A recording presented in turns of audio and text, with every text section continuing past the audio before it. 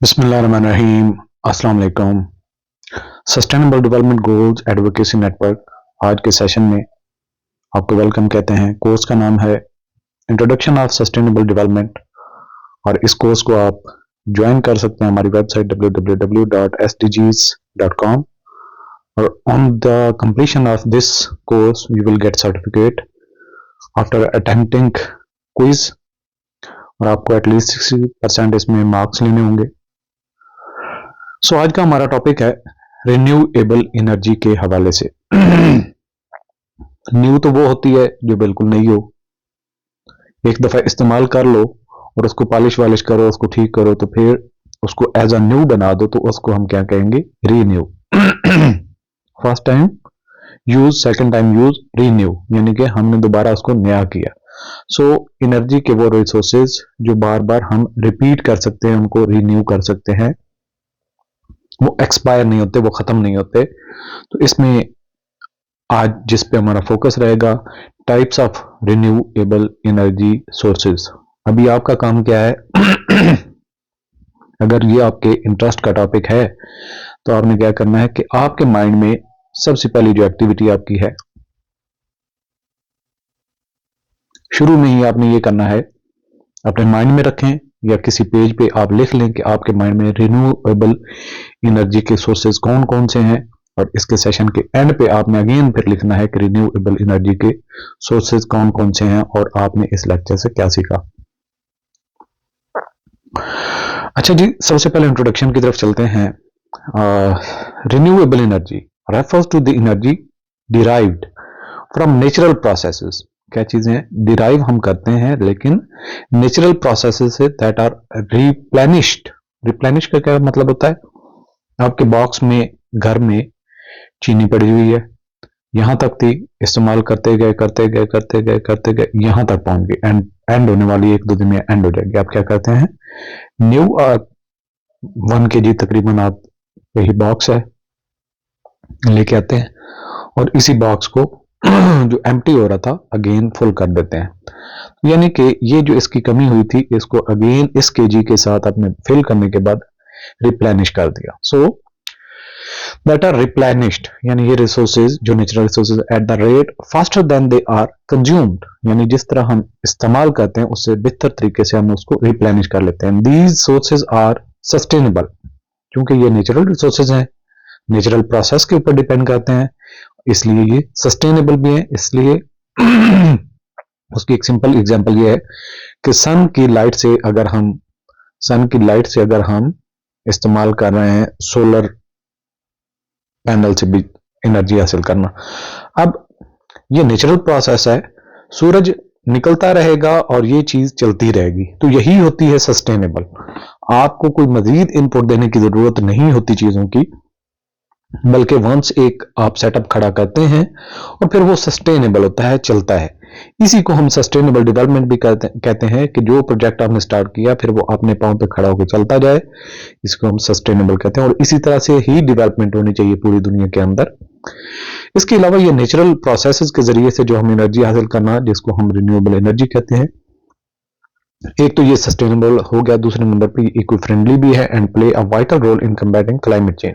तो क्लाइमेट के अंदर जो चेंजेस तेजी से आ रही हैं, ग्रीन हाउस गैसेज, उसको कंट्रोल करने का भी ये बेहतरीन सबब है। Below is a detail discussion of the main types of renewable energy sources. सबसे पहले सोलर एनर्जी, इसमें सोर्सेज कौन से होते हैं?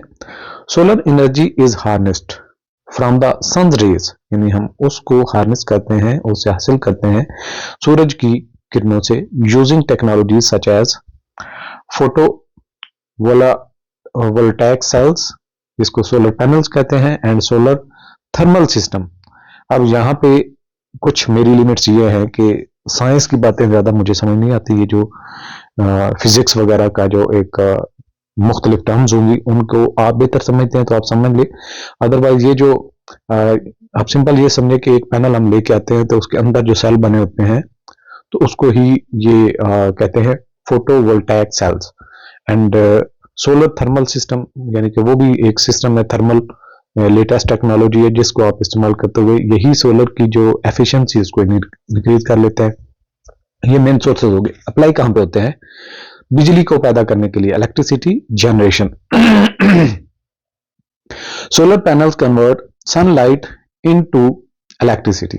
सूरज की किरणों को या सूर्य की रोशनी को इलेक्ट्रिसिटी में पैदा कर बना देते हैं, और इसको इस्तेमाल हम कहां पे करते हैं? जहां पे रहायशी हूं, ऑफिस के मामलात हूँ, कमर्शियल मामलात हूँ, इंडस्ट्रियल हूँ, इंडस्ट्री, इस हर जगह पे इसका इस्तेमाल होता है। इसके अलावा हीटिंग एंड कूलिंग के लिए भी इसको इस्तेमाल करते हैं। Solar thermal systems are used for water heating, space heating और कूलिंग। इसके अलावा इसको एग्रीकल्चर में भी इस्तेमाल किया जाता है। आप जाएं तो आजकल मुख्तलिफ जगह पे आपको सोलर पैनल पे चलते हुए मोटर पंप्स लगी हुई नजर आती हैं। Solar dryers and pumps improve efficiency in farming operation. So ये सोलर एनर्जी का इस्तेमाल है, उसकी एप्लीकेशन है। अब इसके एडवांटेज क्या है जब सोलर एनर्जी का आप इस्तेमाल करते हैं? अबंडेंट एंड वाइडली अवेलेबल, हर जगह पे जहां पे आपका दिल प्लेटें रख दे, जितनी ज्यादा रखते जाएंगे उतनी ज्यादा आपकी जरूरत पूरी हो सकती है। जीरो एमिशंस ड्यूरिंग ऑपरेशन, जब आप इसको ऑपरेट कर रहे होते हैं तो उससे गैसेस का इखराज नहीं होता। Low operational cost after installation, install करने पे बड़ी खर्चा आता है लेकिन बाद में उसका कोई खर्चा नहीं है। इसकी मुश्किलात क्या है? हाई इनिशियल इंस्टॉलेशन कॉस्ट, इसके ऊपर कम से कम पाकिस्तान की बात करें तो 10 लाख प्लस जो है वो मिनिमम एक आपका जो छोटा सा प्रोजेक्ट है जो घर को चला सके 3-4 लोगों के रहने वाले घर में। सो ये एक रिलेटिवली पाकिस्तान की जो आबादियां हैं, जो उनके सोर्सेज ऑफ इनकम है, उनके हवाले से अमाउंट ज्यादा है। डिपेंडेंसी ऑन वेदर कंडीशन, इसके अलावा कुछ ऐसे इलाके होते हैं जहाँ पे सूरज सही चमकता है, वहां पे इसके बहुत इसका यूज है, और रात को आप इसका इस्तेमाल इसलिए नहीं कर सकते क्योंकि सनलाइट नहीं होती। तो ये एक चैलेंज इसके लिए रहता है। अब आ जाता है जी अगला सोर्स हमारा रिन्यूएबल का, वाइंड एनर्जी। जैसा कि हवा से हम कैसे एनर्जी हासिल कर सकते हैं, आप देखें इस तरह के जो पंखे टाइप लगे होते हैं साहिल समंदर पे या आगे पीछे जो हवा से चलते हैं, और उनको उसके चलने से एनर्जी हासिल की जाती है। सो इसको कहते हैं wind energy is generated by converting the kinetic energy, यानी कि जो उनकी परों की मूवमेंट है, wind into electricity using wind turbine. तो वाइंड टरबाइन होती हैं जो उसको चलाती हैं और उससे इलेक्ट्रिसिटी जनरेट होती है। इसको इस्तेमाल कहां पे करते हैं? इलेक्ट्रिसिटी जनरेशन के लिए। Large scale wind farms provide power to the grid. इसके अलावा ऑफशोर वाइंड एनर्जी होती है। Turbines installed at sea generate जो सी के लेवल पे, यानी कि वहां पे बड़ी तेज हवाएं चलती हैं पानी की जो मूवमेंट की वजह से। सो ये turbine installed at sea generate energy with higher efficiency due to stronger winds. तेज हवा चलती है, जोरदार हवा चलती है, इसलिए इसके एडवांटेज क्या है? ये भी क्लीन और सस्टेनेबल एनर्जी है, कास्ट इफेक्टिव है इन एरियाज विद कंसिस्टेंट वाइंड। लेकिन जो जहां पे तेजी से हवा चल रही होती है तो वहां पे इसका ज्यादा इस्तेमाल होता है। इसकी मुश्किलात क्या है? Noise pollution and aesthetic concern, यानी कि एक नॉइज का एक प्रॉब्लम होता है, वहां पे शोर होता है। Impact on wild life particularly birds and bats, यानी कि चमगादड़े हैं या बाकी परिंदे हैं वो उस जगह पे रह नहीं सकते उस शोर की वजह से और उनके ऑपरेशन की वजह से। तो ये इसके लिए एक चैलेंज रहता है। इसके बाद तीसरे नंबर पे हाइड्रो पावर। हाइड्रो जैसा कि नाम से भी जाहिर है, पानी से बनाए जाने वाली पावर, पानी के इस्तेमाल से। सो इसके सोर्सेज क्या है? Hydro power harness energy from moving water, यानी कि जो पानी बहते हुए पानी के साथ पनचक्कियां वगैरह लगा दी जाती हैं, उनके घूमने से जो पावर पैदा होती है, टिपिकली यूजिंग डैम्स, रिवर्स। और इसी को जब हम नाले वगैरह के सिस्टम को बड़े लेवल पे लेके जाते हैं तो ये डैम्स, रिवर्स और ओशन करंट, जो समुद्री लहरें होती हैं, उनके सामने भी इनको इस्तेमाल करके पावर जनरेट की जा सकती है। इसकी एप्लीकेशन क्या है? इलेक्ट्रिसिटी जनरेशन होती है। Hydroelectric dams are major source of power worldwide, ये पाकिस्तान में भी मेजर सोर्स है। वाटर मैनेजमेंट, इसके अलावा sports, irrigation and flood control.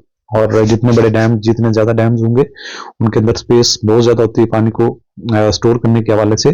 सो इस तरह से कंट्रोल किया जा सकता है फ्लड वगैरह को भी। इसके एडवांटेज है reliable and consistent energy supply, यानी कि लगातार आपकी बिजली चलती रहती है और कोई प्रॉब्लम नहीं आता।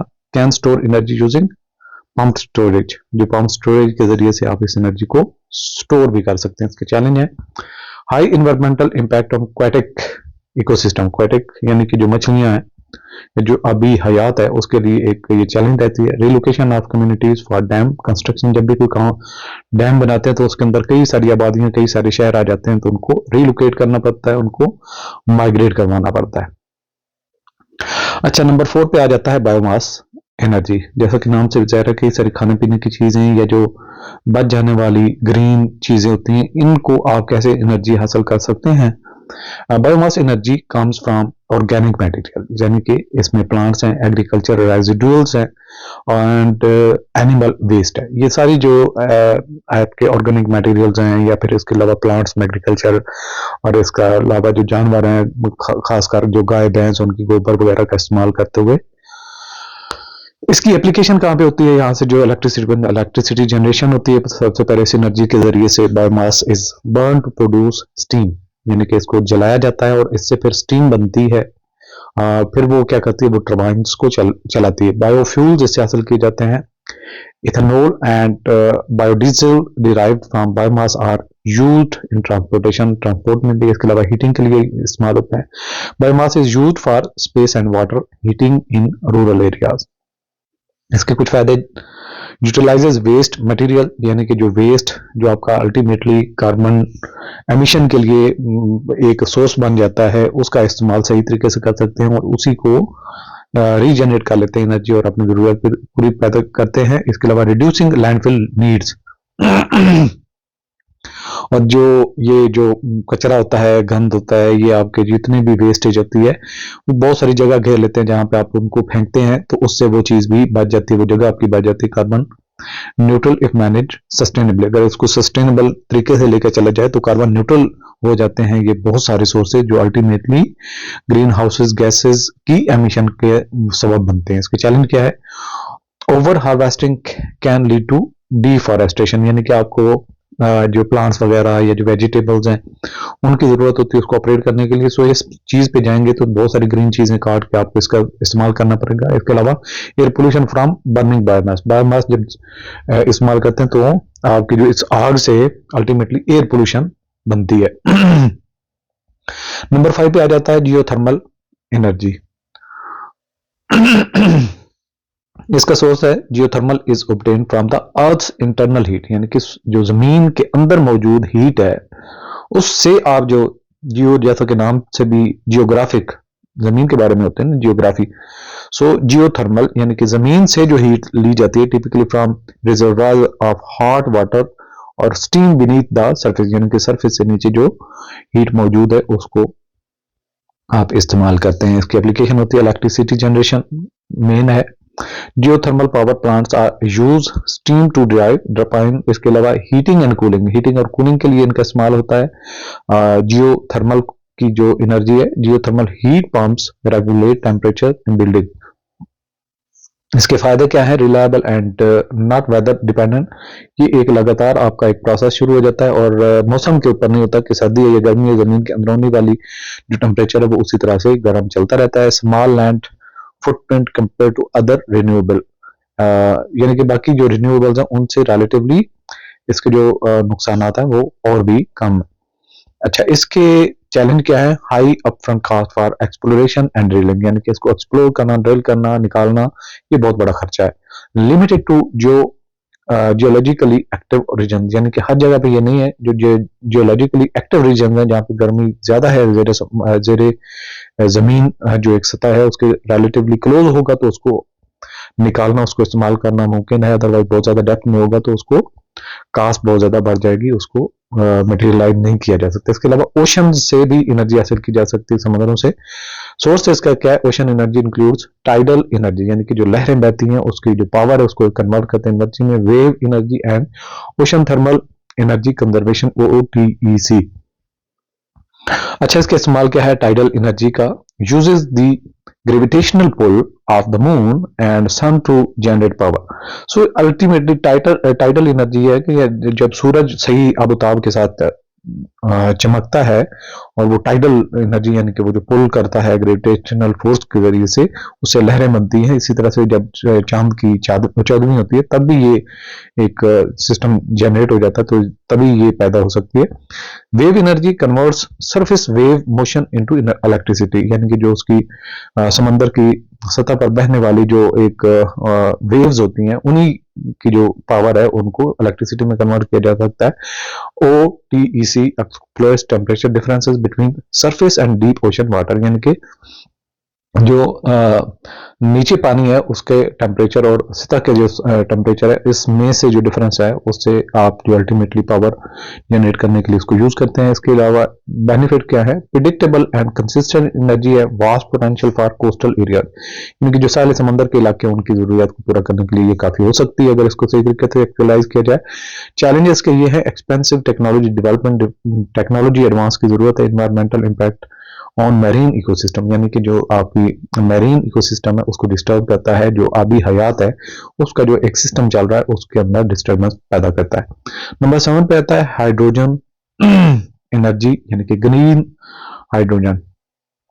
सोर्स क्या है? Hydrogen is produced using renewable energy to separate water into hydrogen, यानी कि पानी को आप डिवाइड कर लेते हैं hydrogen and oxygen through electrolysis. तो इलेक्ट्रोलाइसिस के जरिए से आप जब ऑक्सीजन और हाइड्रोजन को अलग से कर लेते हैं तो हाइड्रोजन से फर्दर जो है वो एनर्जी हासिल कर सकते हैं। इसको यूज कहाँ पे करते हैं? ट्रांसपोर्टेशन में hydrogen fuel cells power vehicles, इसके अलावा इंडस्ट्रियल यूज में भी हो सकता है, use in manufacturing processes and as a clean energy carrier. इसके एडवांटेज है versatile and high energy density, इसके अंदर पावर ज्यादा होती है। जीरो एमिशन व्हेन यूज्ड, इसको जब इस्तेमाल करते हैं तो आपकी ग्रीन हाउसेज गैसेस का कोई रिस्क नहीं होता। चैलेंज इसके हैं expensive production and storage infrastructure, इसके अलावा इंफ्रास्ट्रक्चर इसके लिए महंगा चाहिए होता है। Energy intensive process for hydrogen, green hydrogen को हासिल करने के लिए एनर्जी इंटेंस प्रोसेसेस की जरूरत होती है जो अल्टीमेटली काफी कॉस्टली पड़ता है। सो आज के टॉपिक को अगर हम कंक्लूड करें तो renewable energy sources provide a sustainable pathway to meet the world's energy demands.